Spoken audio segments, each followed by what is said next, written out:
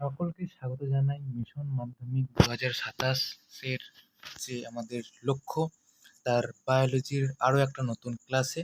তো আমরা আগে কিন্তু যে আমাদের প্রথম চ্যাপ্টার কমপ্লিট করেছিলাম সেটি ছিল বংশগতি এবং যে জিনগত রোগ সে সম্বন্ধে যে আমাদের আলোচনা সেটা আমরা কমপ্লিট করেছি। এরপর আমরা শুরু করতে চলেছি আমাদের একটা নতুন এবং খুব ইম্পর্টেন্ট একটা চ্যাপ্টার, অভিব্যক্তি অর্থাৎ এভুলেশন অ্যান্ড অভিযোজন অর্থাৎ অ্যাডাপশন। এই দুটি চ্যাপ্টার আমরা পড়ব। এই চ্যাপ্টার দুটি কিন্তু একটু ডাটা বেস চ্যাপ্টার, অর্থাৎ এগুলো কিন্তু একটু কনসেপ্ট বেস চ্যাপ্টার হতে চলেছে। দুটো চ্যাপ্টার কিন্তু আজকে আমরা স্টার্ট করতে চলেছি। দুটি চ্যাপ্টার আমাদের পড়তে হবে এবং মাধ্যমিকের জন্য কিন্তু খুবই ইম্পর্টেন্ট এই দুটি চ্যাপ্টার। তো আমরা কিন্তু আজ থেকে নতুন স্লাইডে অর্থাৎ পিপিটির মাধ্যমে পড়ানোর চেষ্টা করেছি। আজকে পার্ট 1। তো আমাদের ক্লাস শুরু করা যাক। আর তার আগে বলি, তোমরা কমেন্টে জানাবে তোমাদের যে সেকেন্ড টার্ম এক্সাম বা সেকেন্ড সামেটিভ সেটা কেমন গেল, জানাতে ভুলবে না একদম। তো চলো শুরু করা যাক। পার্ট 1 হচ্ছে আমাদের আজকে মিশন মাধ্যমিক প্রেজেন্ট। এই যে আমাদের যে নতুন চ্যাপ্টার শুরু হয়ে গেছে। আমরা রিবন কাটিং দিয়ে আমরা আমাদের চ্যাপ্টার শুরু করব।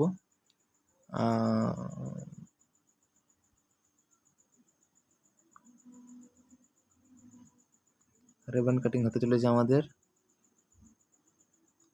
ঠিক আছে? আমাদের চ্যাপ্টার শুরু করা যাক। এভুলেশন অ্যান্ড অ্যাডাপশন অর্থাৎ অভিব্যক্তি ও অভিযোজন। তো প্রথমে আমরা অভিব্যক্তি সম্বন্ধে পড়ব। প্রথমে আমাদের আছে অভিব্যক্তি বা এভুলেশন কি না। অভিব্যক্তি কথাটির অর্থ হচ্ছে ক্রমবিকাশ। ক্রমবিকাশ অর্থাৎ ক্রমশ যা বিকাশ ঘটছে। অর্থাৎ ধরো তোমার বয়স কখনোই কিন্তু কমছে না, ক্রমশ বিকাশ পাচ্ছে, অর্থাৎ গ্রাফ কিন্তু ইনক্রিজ হচ্ছে। এটা হচ্ছে ক্রমবিকাশ। ক্রমবিকাশ কাকে বলেছে আশা করছি বুঝতে পেরেছ। এটা হচ্ছে ক্রমবিকাশ। এই ক্রমবিকাশ যে শব্দটি বা যে কথাটি, এটি এসছে কিন্তু ল্যাটিন শব্দ, মনে রাখবে ল্যাটিন শব্দ এভলভারি বা এভুলভারি থেকে, ঠিক আছে? এই যে কথাটির এই জৈব যে অভিব্যক্তি, যেই জৈব অভিব্যক্তি কিন্তু এই ক্রমবিকাশকে বোঝায়। কথাটি প্রথম যে ব্যবহার করেছিল তিনি হলেন শিক্ষাবিদ হারবার্ট স্পেন্সার। কে না? শিক্ষাবিদ হারবার্ট স্পেন্সার, ঠিক আছে?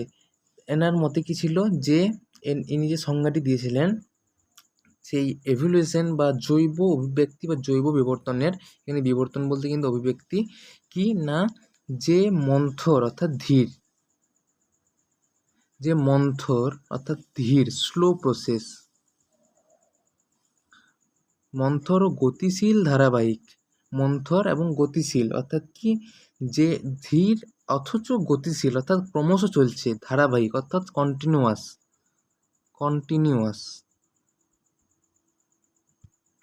ঠিক আছে? কোনো সরলতম আদিম পূর্বপুরুষ থেকে, সরলতম বলতে কি সিম্পলেস্ট, অর্থাৎ আমরা কিন্তু প্রথমেই আমাদের যে পুরো অ্যানিম্যাল কিংডম অর্থাৎ যে প্রাণী জগৎ, সবচেয়ে জটিল হচ্ছে কিন্তু মানুষ। অর্থাৎ জটিলতম তাদের অর্গান বলো, টিস্যু বলো বা যে কোনো নার্ভের যে সমন্বয় বা যে কোনো স্ট্রাকচারাল যে আমাদের ফান্ডামেন্টাল থিংস, সেগুলো কিন্তু জটিল। এই জটিলটা যে আমরা এসে পৌঁছেছি তার কিন্তু মূল সূত্রপাত হয়েছিল সরলতম আদিম পূর্বপুরুষ থেকে, অর্থাৎ আমরা হোমোসেপিয়েন্স আমরা কিন্তু এসেছি হোমোসেপিয়েন্স থেকে। এটাই বলছে আদিম পূর্বপুরুষ, অর্থাৎ আমাদের আগের যে ধাপ সেটি কিন্তু ছিল সরলতম। এই সরলতম আদিম পূর্বপুরুষ থেকে ক্রমান্বয়ে অর্থাৎ ক্রমশ অর্থাৎ ধাপে ধাপে স্টেপ বাই স্টেপ কী হয়েছে, জটিল জীবের উদ্ভব হয়েছে। অর্থাৎ ক্রমশ কিন্তু জীবটারও উন্নত হয়েছে, অর্থাৎ জটিল হয়েছে। এইখানে থেকে সিম্পল থেকে কমপ্লেক্স হয়েছে, অর্থাৎ সরল থেকে জটিল হয়েছে, ঠিক আছে? একেই কিন্তু বলা হচ্ছে অভিব্যক্তি বা জৈব বিবর্তন। তাহলে কি বলছে, যে মন্থর ও গতিশীল ধারাবাহিক প্রক্রিয়ায় কোনো সরলতম আদিম পূর্বপুরুষ থেকে ক্রমান্বয়ে জটিল জীবের উদ্ভব হয়, তাকে অভিব্যক্তি বা জৈব অভিব্যক্তি বা জীব বিবর্তন বলে। এই তিনটি কথা কিন্তু ব্যবহার করা যায়। এটা আমরা অভিব্যক্তি বললাম। তোমরা এই রাইট সাইডে একটা কনসেপ্ট দেখে নিতে পারো। এগুলি বলা হচ্ছে, এই যেমন সাপোজ অ্যামিবা থেকে হয়েছে জেলিফিশ, তারপরে কিন্তু একটা ট্রির এখানে প্ল্যান্ট কিংডমে চলে গেছে প্ল্যান্ট, আর এখানে চলে গেছে কিন্তু আমাদের যে অ্যানিম্যাল কিংডমের পার্ট, তার দুটি কিন্তু পার্ট হয়েছে। এটি কিন্তু সবের কিন্তু উৎপত্তি কিন্তু সেই কোয়াসার ভেট আমরা আগে পড়বো, সেখান থেকে কিন্তু এগুলোর ফর্মেশন হয়েছে। অর্থাৎ সব কিন্তু ছিল সরলতম যে পদ্ধতি সেটি। ঠিক আছে, তাহলে এখান থেকে যে আমরা কনক্লুশন কি বলতে পারি না, পৃথিবীর যে জীব বৈচিত্র্যের মূল কারণ সবই কিন্তু আমাদের এই অভিব্যক্তি। পৃথিবীর জীব বৈচিত্র্যের মূল কারণ হলো অভিব্যক্তি। অর্থাৎ অভিব্যক্তি মানে কি, কন্টিনিউয়াস প্রসেসে কিন্তু ধাপে ধাপে নিউ জীবের বা নতুন জীবের এবং ক্রমশ জটিল, সেটি কিন্তু জটিল থেকে সরল হবে না, সরলতম থেকে জটিল জীবের উদ্ভব হচ্ছে। ঠিক আছে, এবার আমরা যে নেক্সট পার্ট সেটি, তার আগে বলি যে জীবনের যে উৎপত্তি তার যে আনুমানিক সময় সেটি কিন্তু ধরা হচ্ছে 300 কোটি বছর আগে। কত না 300 কোটি বছর আগে, 300 ক্রোড়। এই এত কোটি বছর আগে কিন্তু আমাদের যে পৃথিবীর সমুদ্র জলে বা সমুদ্রের উত্তপ্ত জলে কিন্তু আমাদের উদ্ভব হয়েছিল প্রাণের। ঠিক আছে, 300 crore ইয়ার্স এগো। ঠিক আছে, হ্যাঁ। এরপর বিজ্ঞানী উপাদান এবং হ্যালডেন তারা কিন্তু বিভিন্ন পরীক্ষা নিরীক্ষার মাধ্যমে এই যে এটা জীবনের যে উৎপত্তি, এটা যে সমুদ্রর উত্তপ্ত জলেই হয়েছিল সেটা ঠিক না ভুল, সেটা কিন্তু ব্যাখ্যা করেছিলেন তাদের একটা মডেলে, যেটা ছিল রাসায়নিক বিবর্তন। কী ছিল না, রাসায়নিক বিবর্তন বলা হয় বা কেমিক্যাল ইভলিউশন। বিজ্ঞানী ওপারিন এবং হ্যালডেন, এখানে তোমরা মনে রাখবে যে ওপারিন 1920 আর ইনি 1930। ঠিক আছে না, কি বলেছিলেন যে আদিম পৃথিবীতে যে যৌগগুলি আছে যৌগযুগী, এখানে কিন্তু অযৌগ নয়, যৌগগুলি বা জৈব যৌগগুলি, সেগুলি কি ধীরে ধীরে মানে ক্রমশ জটিল জৈবে কিন্তু পরিণত হয়েছে। অর্থাৎ যে যৌগ ছিল সেগুলি কিন্তু বা অণু ছিল সেগুলি কিন্তু ক্রমশ জটিল জৈব যৌগে পরিণত হয়েছে, এবং সেগুলি কিন্তু বিভিন্ন মহাজাগতিক শক্তি বলো, অতিবেগুনি রশ্মি বলো, এইগুলির প্রভাবে কি হয়েছে না বিকিরণ হয়েছে। এবং পরবর্তীকালে কিন্তু হ্যালডেনও সেম কথা বলেছেন, এবং এই যে টোটাল যে হাইপোটেনিয়াস বলা যায় বা হাইপোথেটিস বলা যায়, সরি, এটাকে কিন্তু বলা হচ্ছে রাসায়নিক বিবর্তন। তাহলে কি বলছে না, আদিম পৃথিবীতে প্রিমিটিভ আর্থ, অর্থাৎ আদিম পৃথিবীতে কি ছিল,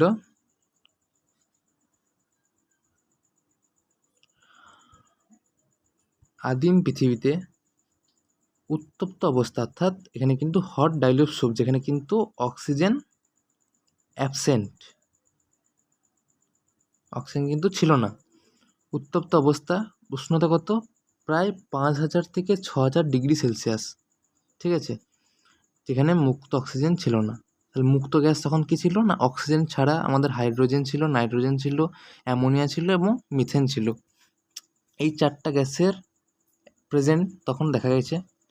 তারপর কি ছিল, যে সরল জৈব যৌগ, অর্থাৎ যে সিম্পল অর্গানিক কম্পাউন্ড যেগুলো ছিল সেগুলি কি না বিভিন্ন হাইড্রোকার্বনের সাথে যেগুলি তৈরি হয়েছিল, যেমন অ্যাসিটিলিন বলা যেতে পারে, C2H2। তারপর বলতে পারো তোমরা মিথেন, এখানে মিথেন দেখলে ইথিলিন বলা যেতে পারে, ইথিলিন কি C2H4, তোমরা হয়তো ফিজিক্যাল সায়েন্সে পড়বে। এগুলি কিন্তু ছিল। তারপর জটিল বিভিন্ন জৈব যৌগ ছিল। জটিল জৈব যৌগ কি না, যেগুলি মূলত বিভিন্ন শৃঙ্খল বা কানেকটিভিটিতে তৈরি, অর্থাৎ শর্করা মানে কি, যে তোমরা চিনি সেটাই শর্করা। অ্যামাইনো অ্যাসিড কি, প্রোটিনের কিন্তু সরলতম যে অণু সেটা হচ্ছে অ্যামাইনো অ্যাসিড, এবং ফ্যাটি অ্যাসিড গঠন করেছিল।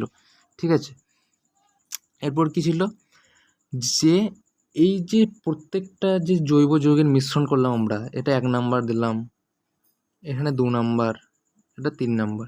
এই যে সব জৈব যৌগ বা জৈব অর্গানিক কম্পাউন্ড, এগুলি কিন্তু ছিল।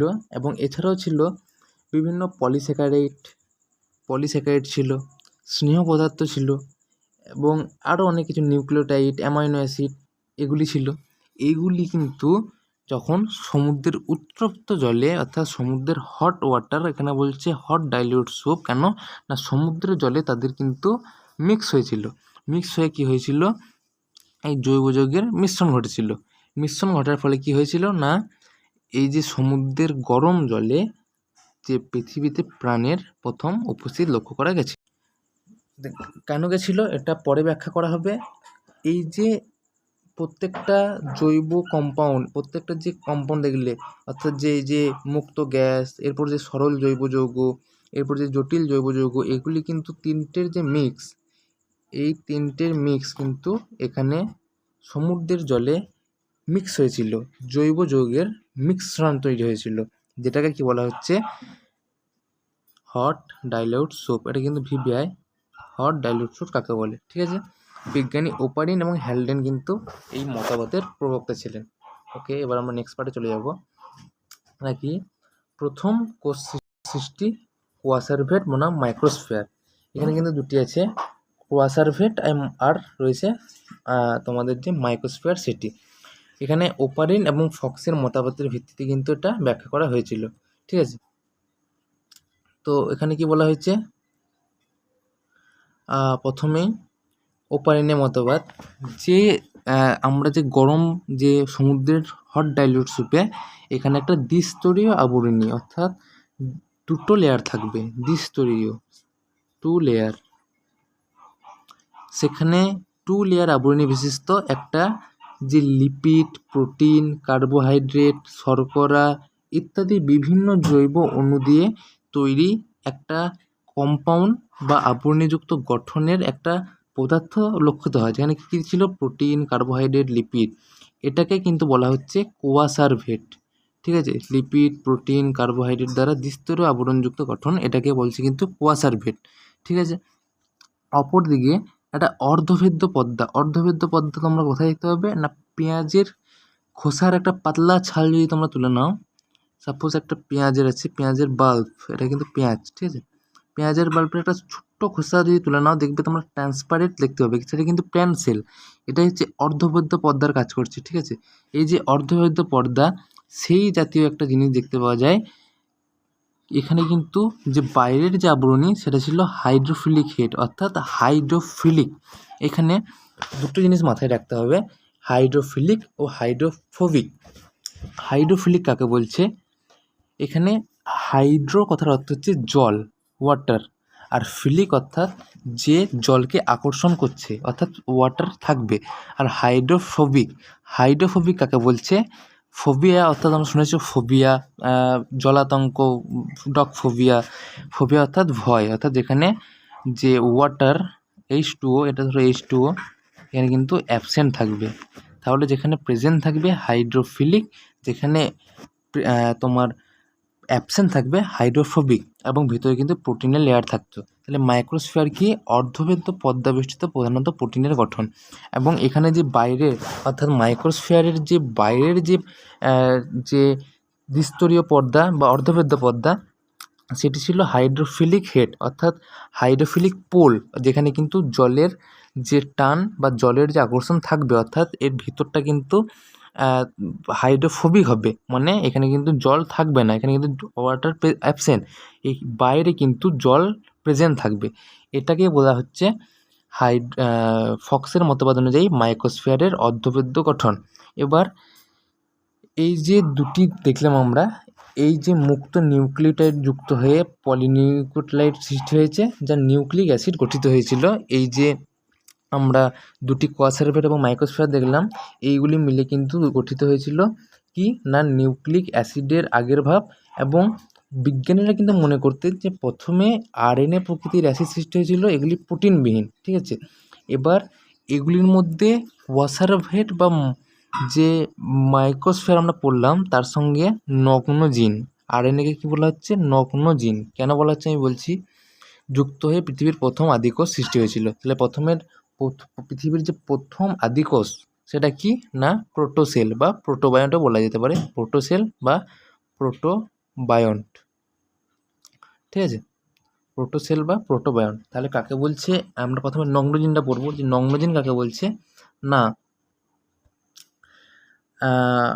ধরো কোনো মুক্ত নিউক্লিওটাইড বলতে যে নিউক্লিওটাইডগুলো মানে শৃঙ্খল নয়, সেগুলি কিন্তু ক্রমশ বিক্রিয়া করে পলিনিউক্লিওটাইডে পরিণত হয়েছে।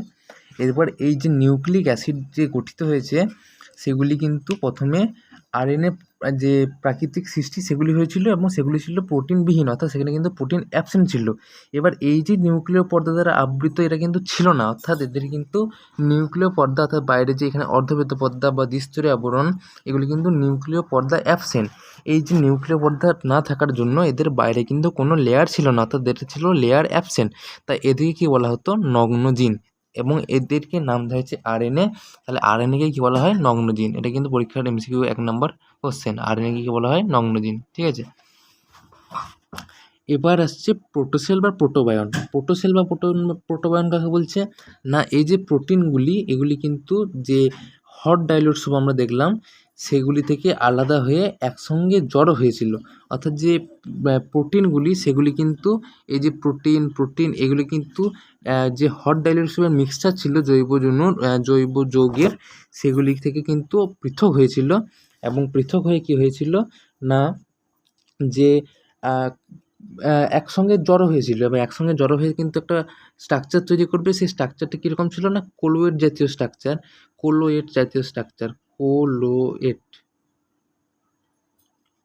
ঠিক আছে, কোলোয়েড জাতীয় স্ট্রাকচার তৈরি করেছিল, যা এক যেটাকে কিন্তু আমরা কী বলছি, কোয়াসার ভেট। তাহলে কোয়াসার ভেট কাকে বলে বোঝা গেলো। এবার এই কোয়াসার ভেট হলো লিপিড, আমরা পড়লাম।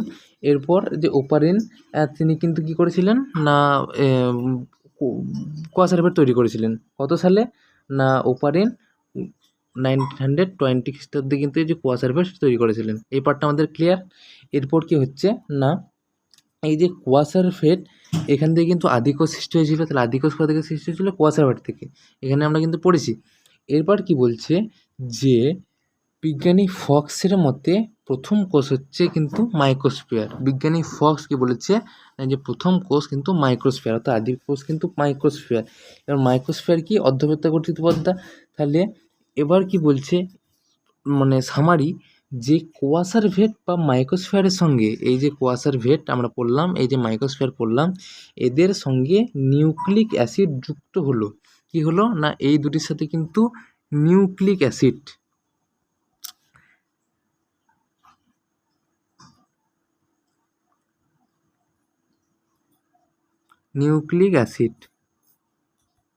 এই দুটির সাথে কিন্তু জয়েন হলো। ঠিক আছে, নিউক্লিক অ্যাসিড যুক্ত হয়ে তৈরি হলো কি না, প্রথম কোষ, যেটির নাম দেওয়া হচ্ছে প্রোটোসেল বা প্রোটোবায়ন। কোয়াসার ভেট আর মাইক্রোস্ফিয়ারের সঙ্গে এই যে জিএনএ যুক্ত হলো, বা নিউক্লিক অ্যাসিড যুক্ত হলো। নিউক্লিক অ্যাসিড কিন্তু তখন ডিএনএ ছিল না। নিউক্লিক অ্যাসিড মানে আমরা কি জানি, ডিএনএ এবং আরএনএ বোথ, কিন্তু যেহেতু তখন ডিএনএ অ্যাবসেন্ট ছিল তাই শুধু নগ্নজিন, যেটাকে আমরা আরএনএ বলছি, অর্থাৎ নিউক্লিক অ্যাসিড যুক্ত হলো। অর্থাৎ এই যে কোয়াসার ভেট এটার সাথে এটা যখন নিউক্লিক অ্যাসিড যুক্ত হলো বোথের সাথে, তখন কিন্তু তৈরি হলো প্রোটোসেল বা প্রোটোবায়ন। সুতরাং পৃথিবীতে কিন্তু প্রথম যে কোষ সৃষ্টি হয়েছিল সেটি হচ্ছে সমুদ্রের জলে। এবার এই যে সাপেক্ষে যেটা প্রমাণ, সেই প্রমাণটা কিন্তু আমাদের করতে হবে। এখানে কি বলছে যে মিলার এবং উরের পরীক্ষা, এটা কিন্তু পরীক্ষায় আসতে পারে। তোমরা ছবি একবার দেখে নেবে, এবং এটা কিন্তু এই যে টেবুলার ফর্মে দেওয়া রয়েছে বা পাই চার্ট বলা হয় এটাকে, সেই চার্ট অনুযায়ী করবে। কি বলেছে, মিলার এবং উরের পরীক্ষা কত সালে হয়েছিল, এটা 1953। কি তারা ইংরেজিতে কি নিয়েছিল না, এদের পুরো নাম যদি তোমরা বলো তাহলে মিলারের পুরো নাম হচ্ছে স্ট্যানলি মিলার, এবং যে উর তার পুরো নাম হচ্ছে হ্যারোল্ড উর। ঠিক আছে, এরা কিন্তু দুজন কি করেছিল, উড়ে এদের দুজনের মধ্যে কিন্তু যে রাসায়নিক বিবর্তন তার সাপেক্ষে প্রমাণ করেছিল। তারা এবার যে ইনস্ট্রুমেন্ট নিয়েছিল কি না, নিয়েছিল তড়িৎ সংযোগযুক্ত, অর্থাৎ তড়িৎ থাকবে এরকম টাংস্টেন তার নির্মিত দুটি ইলেকট্রোড। ঠিক আছে, এবার গোল কাচের নল তোমরা দেখতে পাচ্ছ, গোল কাচের নল, গোলতল ফ্লাক্স, আর এই যে ইউ আকৃতির কাচের নল এবং যে ঘনীভবন যন্ত্র, এটি কিন্তু ঘনীভবন যন্ত্র বা কন্ডেনসার যন্ত্র বলা যেতে পারে, এটি নিয়েছিল, এবং ভিতরে টাংস্টেনের তার নিয়েছে। হ্যাঁ, আর নিয়েছে গোলতল কাচের এই যে ফ্লাক্স, এটি। ঠিক আছে, এবার তারা পরীক্ষার আগে কী করেছিল, যে উপাদান সেগুলি কী নিয়েছিল, মিথেন, অ্যামোনিয়া এবং হাইড্রোজেন। তাদের অনুপাত কত, 2:1 এবং ছিল জলীয় বাষ্প। Methane, ammonia, hydrogen. মিথেনের তোমরা যদি এম নাও, হাইড্রোজেনের এইচ, সরি অ্যামোনিয়ার এ, আর হাইড্রোজেনের এইচ, তাহলে তিনটে মিলে কত হচ্ছে, মা, MAH। অর্থাৎ এর যদি তোমরা রেশিও মনে রাখবে, 2:1, এটা কিন্তু তাদের রেশিও। এটা কিন্তু বিভিন্ন বই বিভিন্ন আছে, কিন্তু এটাই কিন্তু একদম সঠিক যে রেশিও সেটি, ঠিক আছে, 2:1। এরপর কি বলছে, যে তারা প্রথমে এই যন্ত্রের মাধ্যমে বা যে গোলতোল বড় ফ্লাস্কটি রয়েছে এটিতে কি করেছে, যে ফুটন্ত জল, এর মধ্যে কিন্তু জলীয় বাষ্পের মধ্যে কি রেখেছিল, মিথেন, অ্যামোনিয়া এবং হাইড্রোজেন। অনুপাত কত, 2:1। তারপর তারা যে টাংস্টেন তার, সেটির ইলেকট্রোডের সাহায্যে বড় যে গোলতোল ফ্লাস্কটি রয়েছে এটিতে কি করেছে, 60,000 ভোল্ট বিদ্যুৎ প্রয়োগ করেছিল। কত না, 60,000 ভোল্টের তড়িৎ স্ফুলিঙ্গ বা বিদ্যুৎ স্ফুলিঙ্গ কিন্তু দেওয়া হয়েছিল, যেটি কি কার হিসেবে, মানে কার কাজ করেছে না, এটি কিন্তু মূলত যে বজ্রপাত বা যে লাইটনিং হয় আকাশে তার কাজ করেছে। অর্থাৎ সেই মাধ্যমটি কিন্তু এখানে তৈরি করা হয়েছিল, এটি হয়েছে। এবং যে ছোট ফ্লাক্সের জলকে ক্রমাগত উত্তপ্ত করা হয়েছিল, এই যে এই যে জলটিকে, এটি ক্রমাগত কিন্তু হিট দিয়ে উত্তপ্ত করা হচ্ছে যে ঘনীভবন যন্ত্রে, এবং যে জৈব যৌগ সেটি ইউ আকৃতির নলে জলীয় মাধ্যমে জমা হচ্ছে। এইটি থেকে কিন্তু এই প্রসেসে যাচ্ছে, এরপর এটি দিকে কিন্তু এই ইউ আকৃতির যে এখানে জমা হচ্ছে, ঠিক আছে। এবার 1 সপ্তাহ ধরে এই ঘটনাটি তারা কিন্তু চালিয়েছিল। কতক্ষণ ডিউরেশন কত ছিল, 1 উইক, 1 উইক, ঠিক আছে, বা 7 ডেজ, 7 দিন ধরে কিন্তু তারা এই প্রক্রিয়াটি চালিয়েছিল। এবং এই যৌগ যখন উৎপন্ন হলো তখন তারা কিন্তু ক্রোমোটোগ্রাফি এবং বিশ্লেষণের মাধ্যমে শনাক্ত করেছিল। তারা কীভাবে শনাক্ত করেছিল, ক্রোমোটোগ্রাফি, এই যে ক্রোমাটোগ্রাফি, এর মাধ্যমে তারা কিন্তু এই পুরো পরীক্ষাটি শনাক্তকরণ করেছিল। এবং এর যে ফলাফল, সেটির মধ্যে কী দেখা গিয়েছিল না, অনেক যৌগ উৎপন্ন হয়েছিল, যার মধ্যে কী ছিল, অ্যামাইনো অ্যাসিড, যেমন অ্যালানিন, গ্লাইসিন, ঠিক আছে, প্রোটিন, এগুলি ছিল কিন্তু প্রোটিন গঠনের মূল উপাদান। এছাড়াও আরও অনেক কিছু তৈরি হয়েছিল, যেগুলি কী ছিল না, lactic acid, succinic acid, aspartic acid, formic acid, acetic acid, এমনকি ইউরিয়া এবং আরও অনেক কিছু যৌগ কিন্তু উৎপাদন হয়েছিল। এবং এই যে ছাড়া তিনি কী উৎপন্ন করেছিলেন না, অ্যাডিনিন, ঠিক আছে, অ্যাডিনিন মনে রাখবে, কি অ্যাডিনিন, স্পেলিং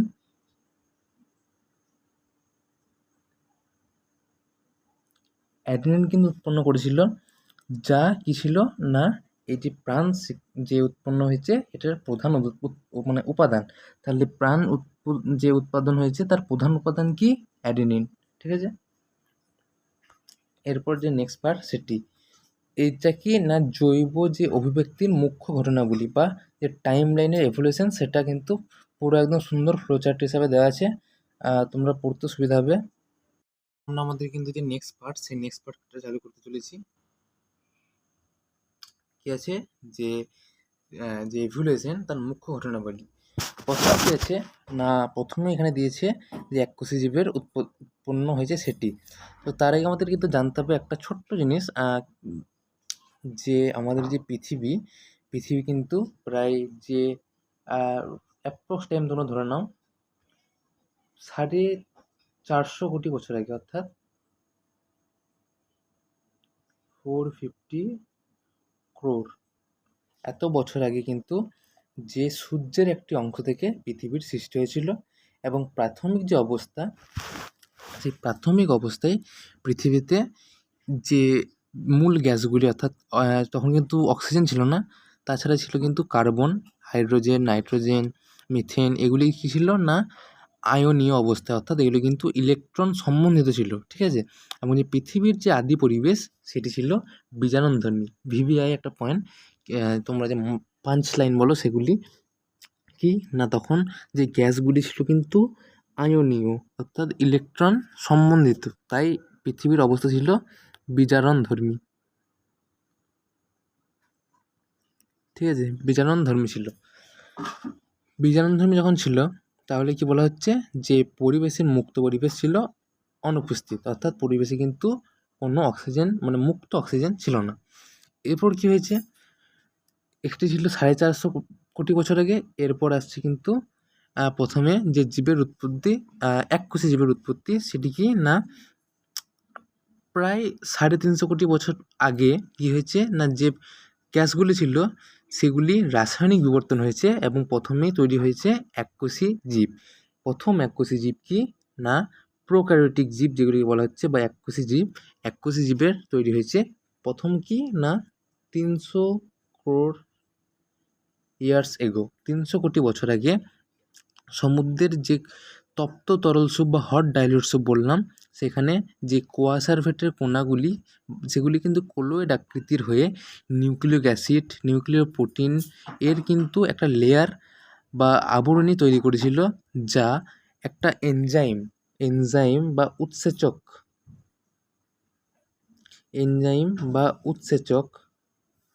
এনজাইম বুঝতে পারো তোমরা, উৎসেচক এবং আরএনএ, তখন কিন্তু নিউক্লিক অ্যাসিড বলতে আরএনএ ছিল, ডিএনএ কিন্তু ছিল না, অর্থাৎ আরএনএ সহায়তায় এককোষী জীবের বা যে প্রোক্যারিওটিক জীবের উৎপাদন হয়েছিল। ঠিক আছে, এর উৎপাদন কীভাবে হয়েছিল মনে রাখবে, 300 কোটি বছর আগে যে আমাদের যে হট ডাইলিউট স্যুপ ছিল সেগুলি কুয়াশার ভেতরে কণাগুলি সাথে কি হয়েছিল না নিউক্লিক অ্যাসিড, নিউক্লিয় প্রোটিনের আবরণী সহ উৎসেচক ও আরএনএর সহায়তায় এককোষী জীবের বা প্রোক্যারিওটিক জীবের আবির্ভাব ছিল। এদের যে নিউট্রিশন বা এদের যে খাবার, যে আমাদের যে খাবার প্রকৃতি কি না হেটেরোটাইপ, অর্থাৎ আমরা কিন্তু কারোর মানে ওপর ভরসা করে থাকি গাছের উপর, আর গাছের কি হোমোটোটাইপ, অর্থাৎ এরা কিন্তু নিজের খাদ্য নিজেরাই তৈরি করতে পারে। এদের যে এককোষী জীবের এদের যে খাবার যে প্রক্রিয়া বা খাবার যে নিউট্রিশন পদ্ধতি সেটি কী ছিল না কেমো অটোট্রপিক। কী ছিল? Chemo autotrophic. ঠিক আছে, এরপর এদের পর কি আসে না সালোক সংশ্লেষকারী ব্যাকটেরিয়া। এদের পর কি আসে, এটা কিন্তু ফার্স্ট, ঠিক আছে, 1 নম্বর। এরপর আসছে সায়ানোব্যাকটেরিয়া বা যে সালোক সংশ্লেষকারী ব্যাকটেরিয়া সেটি। পৃথিবীতে প্রথম সৃষ্টি হয়েছিল কিন্তু আদিজীব ব্যাকটেরিয়া, তারপরে এই যে ক্লোরোফিলযুক্ত ব্যাকটেরিয়া আসে, যার সংশ্লেষ প্রক্রিয়ায় এটি কিন্তু পৃথিবীতে অক্সিজেন ত্যাগ করতে থাকলো। তাই পৃথিবীতে এই যে সালোক সংশ্লেষকারী যে ব্যাকটেরিয়া তাদের থেকে কিন্তু পৃথিবীতে ক্রমশ অক্সিজেন আসতে থাকলো। ঠিক আছে, ফলে অন্যান্য জীবের সূচনা হলো। এই যে এই যে জীব মানে যে সালোক সংশ্লেষকারী ব্যাকটেরিয়াটি এলো, একেই কিন্তু বলা হচ্ছে সায়ানোব্যাকটেরিয়া বা নীলাভ সবুজ শৈবাল। তাহলে কি হলো, এরপর থেকে কিন্তু এটি এলো। ঠিক আছে, এরপর আমাদের নেক্সট পার্ট কি বহুকোষী জীবের উদ্ভব। এরপর যে সমধর্মী যে আমরা দেখতে পাবো যে এই যে এককোষী জীব, এটি থেকে কিন্তু এটি এসছে। এই যে যে আমাদের প্রসেস যেটি বলছি আমরা, এটি থেকে কিন্তু এইটি ডার্ক কালার, ঠিক আছে, আবার এটি থেকে এটি। তাহলে কি না এই যে এককোষী জীব এগুলি কিন্তু অনেকগুলি এককোষী জীব, মিনি এককোষী জীব। আমরাও যখন আমরা মাতৃগর্ভে থাকি তখন কিন্তু আমরা এককোষী জীবের ফর্মেশন থেকে আমাদের এত বহুকোষ হই, অর্থাৎ এককোষী জীব থেকে কিন্তু বহুকোষের ফর্ম হয়েছে। ঠিক আছে, তাহলে এই যে অনেক পরিমাণ এককোষী জীব তারা কি হয়েছিল না সমানভাবে কিন্তু বন্টন করেছিল এবং একসাথে অ্যাবজর্ব করে কিন্তু থাকতে আরম্ভ করে, ফলে ক্রমশ বিবর্তনের মাধ্যমে যে বহুকোষী জীবের সৃষ্টি হয়েছিল। ভলভক্স নামক শৈবাল এই ধরনের বহুকোষী জীবের উৎপাদন হয়েছিল। তাহলে কি এক্সাম্পল কি দেবে? ভলভক্স।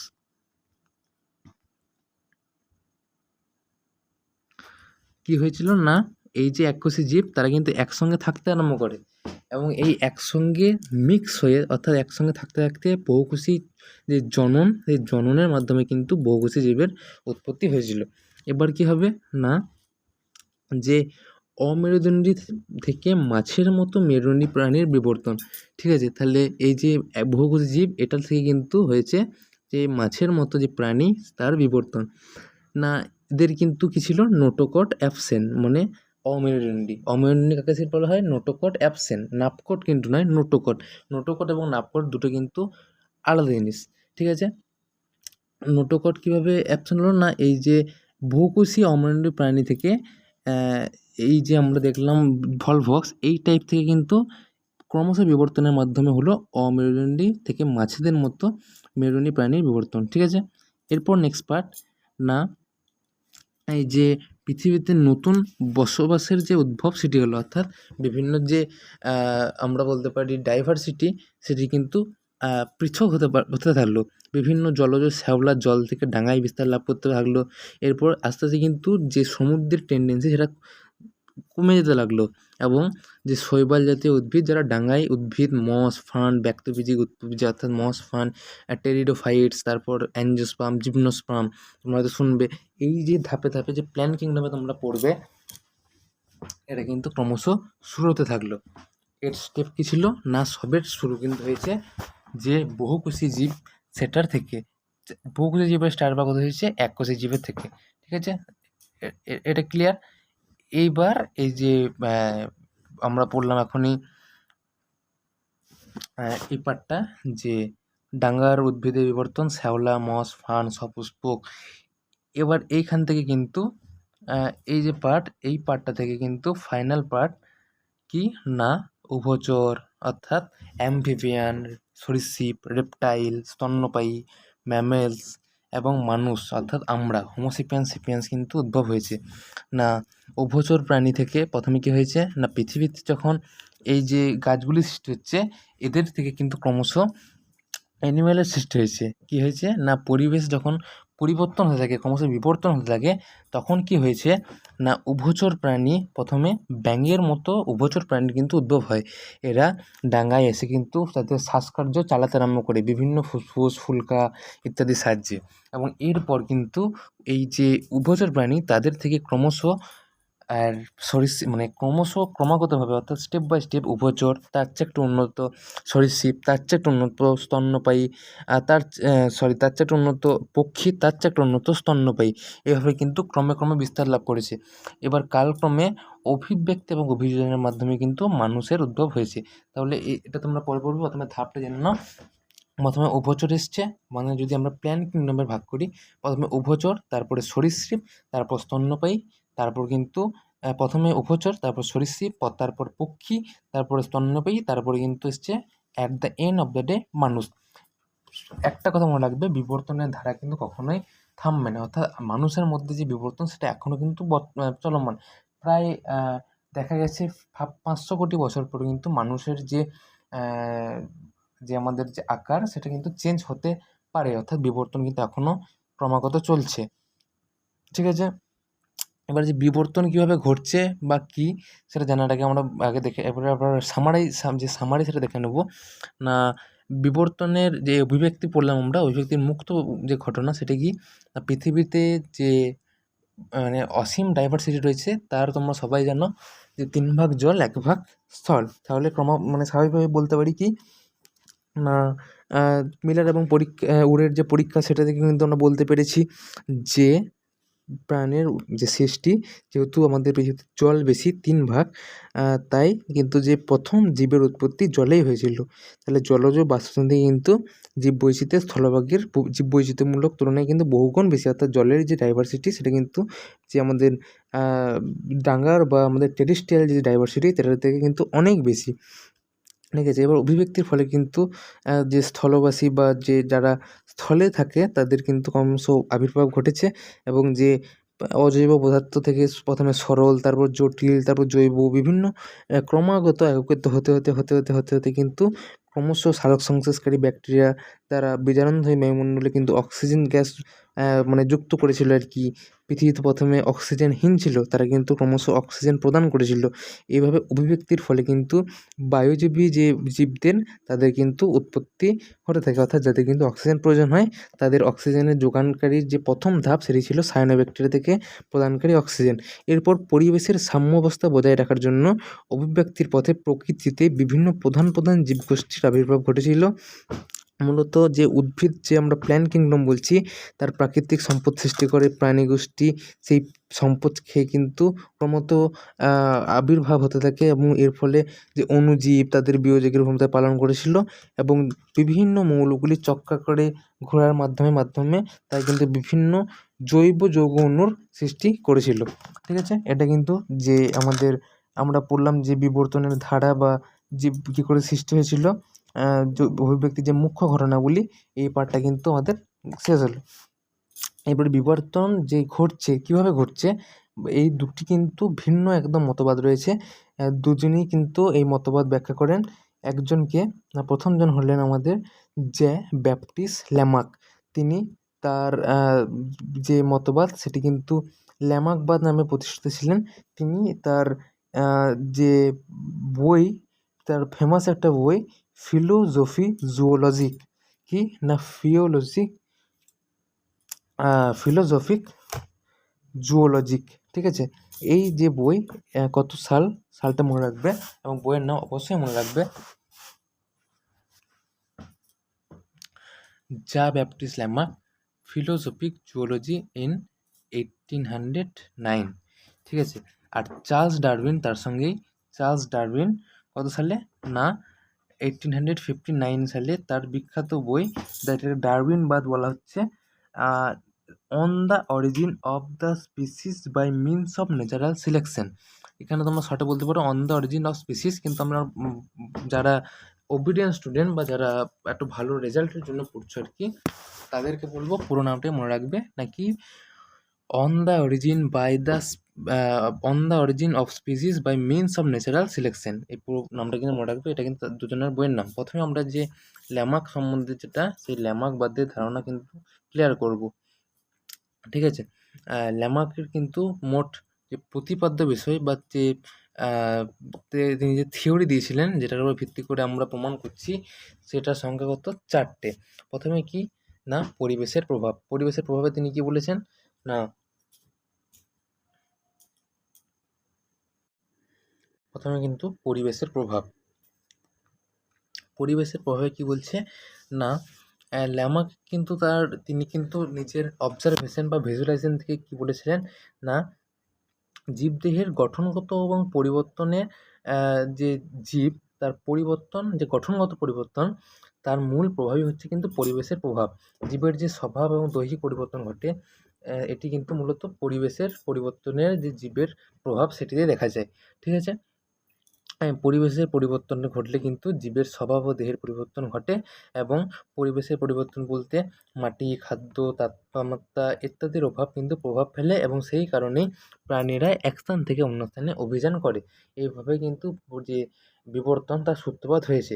2 নম্বর তিনি কি বলছেন, অঙ্গের ব্যবহার অব্যবহার সূত্র। এটা তিনি কি বলছেন না,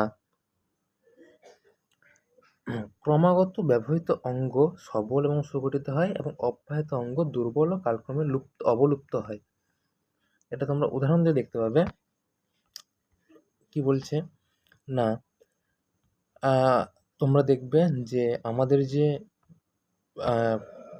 মানুষের যে কক্সিস অংশ বা লেজের মতো অংশ, এটা কিন্তু ক্রমাগত অব্যবহারের ফলে এটা বিলুপ্ত হয়ে গেছে, এবং আমাদের যে বাকি অংশগুলো হাত পা, এগুলি কিন্তু আরও সবল হয়ে গেছে। আরও দেখা যায় যে যে সাপ পূর্বপুরুষ যে সাপের যে পূর্বপুরুষ বা সাপের যে আগের যে আরও স্পিসিস ছিল, তাদের মধ্যে কিন্তু পা দেখা গেছিলো, কিন্তু তারা কিন্তু যে গর্তে থাকার জন্য তাদের পায়ের কিন্তু কোনো ব্যবহার ছিল না, তাই ক্রমশ এটি কিন্তু লুপ্ত হয়ে গেছে। আবার যে হাঁসের পা তোমরা দেখতে পাবে লিপ্তপদী কেন বলা হয় না, তাদের সাঁতার কাটতে সুবিধা হয়। ক্রমাগত হাঁসের যে এই যে তাদের যে সাঁতার কাটার জন্য এটি আরও ব্যবহার বেড়েছে, তাই কি হয়েছে না, একটা পাতলা লেয়ার কিন্তু পড়েছে। এটাকে কি বলা হচ্ছে, যে অঙ্গের ব্যবহার এবং অব্যবহার সূত্র, ঠিক আছে।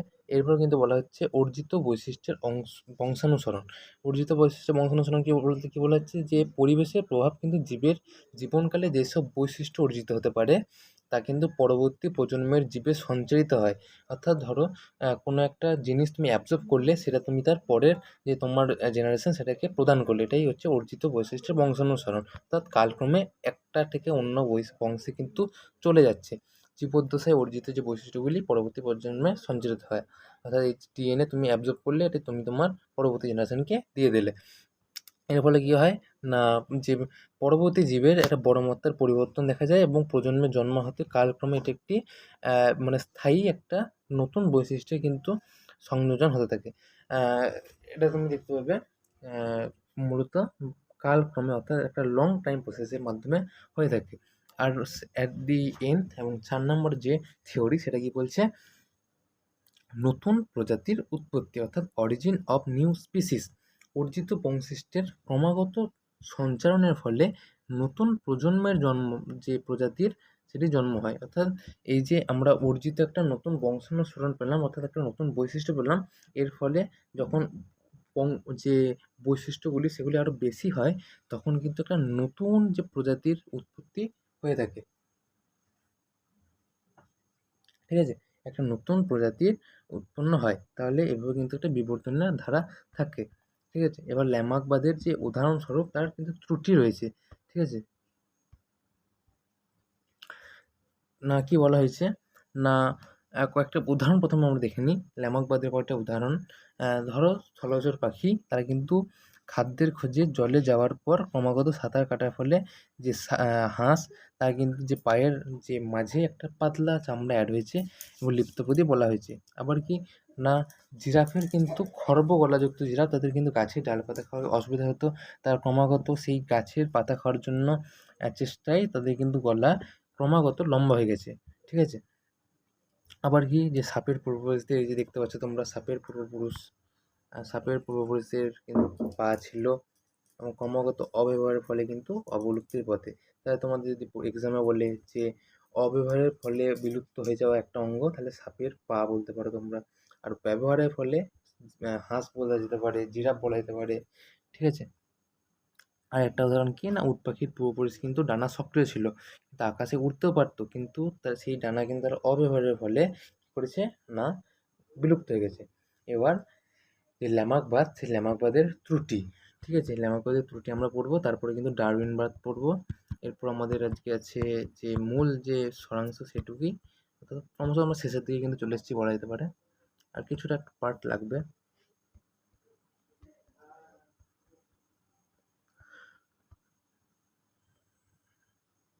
হুম। তো যে বিজ্ঞানী ভাইসম্যান বলে একজন বিজ্ঞানী ছিলেন, তিনি এই যে ল্যামার্কবাদ, তিনি কী করেছেন না, এই যে ত্রুটি, সেই ত্রুটি কিন্তু বের করেছেন। ত্রুটি কী বের করেছিলেন তিনি না, তিনি প্রায় 22টি জন্ম ধরে যে ইঁদুরের লেজ কেটে এবং সেই লেজ কাটা ইঁদুরের মধ্যে প্রজনন ঘটিয়ে যখন দেখেন যে পরবর্তী যে নতুন বংশের সৃষ্টি হচ্ছে, তার কিন্তু লেজ রয়েছে। অর্থাৎ ক্রমাগত 22টি জন্ম ধরে কিন্তু লেজ কাটা ইঁদুর নিলেও পরপর কিন্তু লেজ বেরিয়ে যাচ্ছে। তাহলে ইনি কী বললেন, যে অর্জিত বৈশিষ্ট্যের বংশানুসরণ কিন্তু এখানে ফলো করছে না। ঠিক আছে? এরপর কী বলছেন, তিনি আবার কী করেছিলেন, ড্রোসোফিলা মাছি বলে একটা রকম মাছি পাওয়া যায়।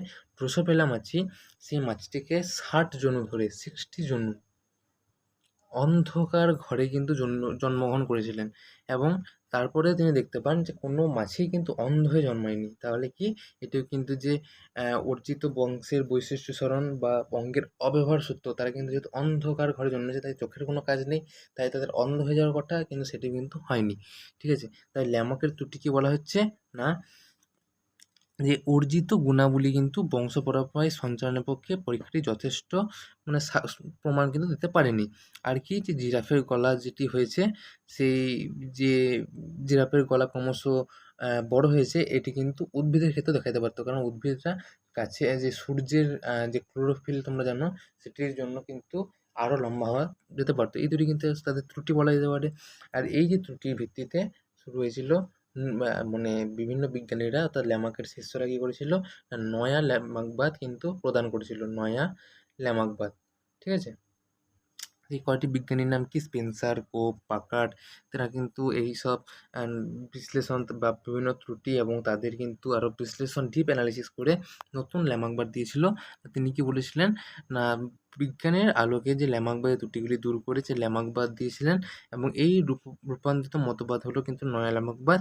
এই তত্ত্ব অনুযায়ী সেই যে মূল ল্যামার্কবাদে কী ছিল না, যে অঙ্গের কার্যকাল এবং পরিবেশের সঙ্গে যে সম্পর্ক, অঙ্গের যে কার্যকাল অর্থাৎ অঙ্গের কতদিন কার্যকাল বা পরবর্তী বৈশিষ্ট্যের কীরূপ এটা মানে পরিবর্তিত হচ্ছে, এটিই হলো কিন্তু অভিযানের মূল বক্তব্য। ল্যামার্কবার কিন্তু আমাদের কমপ্লিট। হ্যাঁ, আরও ডিটেলস কিন্তু অ্যানালাইসিস করা হবে। এবার ভিডিওটা একটু বড়োর দিকে যাচ্ছে, ঠিক আছে।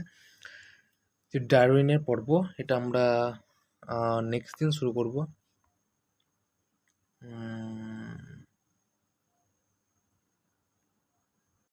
আচ্ছা, আজকের যে মূল সংজ্ঞা সেটা আমরা দেখে নিই। আমরা ডারউইনের বাদ এটা টার্গেট ছিল, কিন্তু এটা আমরা নেক্সট দিন পড়বো, ঠিক আছে।